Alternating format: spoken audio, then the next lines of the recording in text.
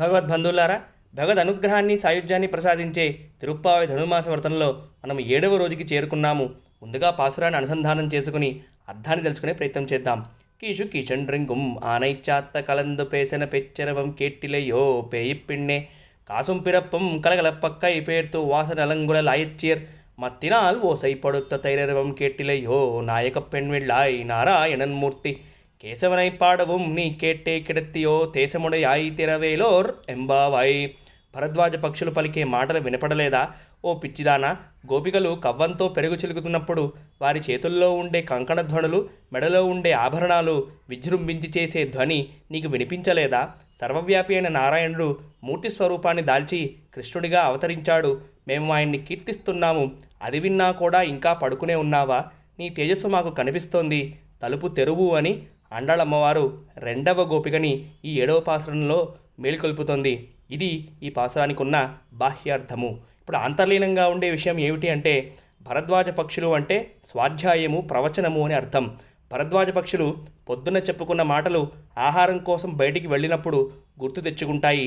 అలాగే ఆచార్యులు కూడా ఏకాంతముగా పరమాత్మని అనుభవించి ఉపన్యాసాల ద్వారా పరమాత్మతత్వాన్ని బోధిస్తారు అని అర్థం.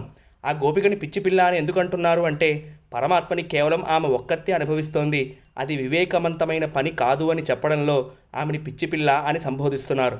రేపలలో ఉన్న గోపికలు వెన్న చిలకడంలో ఉన్న అర్థం ఏమిటి అంటే, గోవు అంటే వేదము అని, గోవు ఇచ్చే పాలు భగవత్ స్వరూప రూప గుణములు అని, అవి గురుముఖంగా మనం తెలుసుకుని దృఢంగా నాటుకోవడమే పెరుగు అని, ఆ పెరుగుని భగవత్ సంబంధ జ్ఞానం అనే కవ్వంతో, భగవత్ప్రీతి అనే తాడుతో చిలికితే మనోవాక్కాయముల ద్వారా చేసే కర్మలు భగవంతుడికి అర్పించడం అనే స్థితి మనకి వస్తుంది.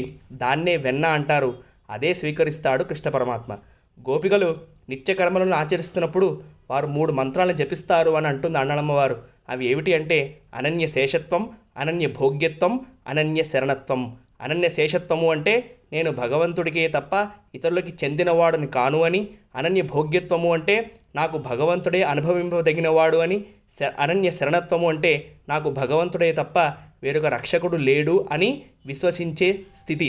కృష్ణుడికి వచ్చిన ఆపదల్ని చెబితే ఆ గోపిక బయటికి వస్తుందేమో అని ఇక్కడ కేసి అనే రాక్షసుణ్ణి సంహరించిన వృత్తాంతాన్ని చెబుతున్నారు బయట ఉన్న గోపికలు. ఇది ఈ పాసురంలో ఉన్న విశేష అర్థము. హరే కృష్ణ, జయ శ్రీమన్నారాయణ. ఆండాళ్ తిరువడిగలే శరణం.